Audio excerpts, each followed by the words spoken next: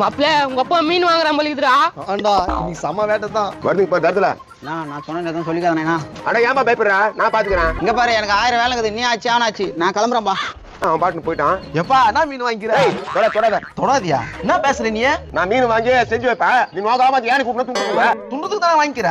நீ துண்டத்துக்கு வாங்கல, நான் துண்டத்துக்கு வாங்கிக்கிறேன். ஓஹோ, அப்ப நான் சாப்பிட கூடாது. அதான் சாப்பிட கூடாது மூஞ்சி ஆச்சமா சொல்லிட்டாங்கடா உங்க அப்பா. ஆமாண்டா, சாப்பிட கூடாது. நான் வச்சு 3 நாள் வச்சு கொடுத்துருவேன். சாப்பிடு சாப்பிடு. மாப்பிள்ள வா மாப்பிள்ள உட்காரலாம். மூஞ்சிங்கள பாரு, திருட்டு மூஞ்சிங்க. துண்டத்துக்கு மட்டும் வயிற்று போட்டு வந்துதுங்க. சரி அதெல்லாம் ஒரு ஐடியா தான் சொல்ல. உங்க அப்பனை போட்டு தள்ளிடலான்றியா? அது இல்லடா, அந்த ஆள் மீனை துண்ணக்கூடாது. அப்போ கோயம்புல எதனா கலந்துடலாமா? குழம்புல எதனா கலந்தா நம்ம எப்படி துண்ண முடியும்?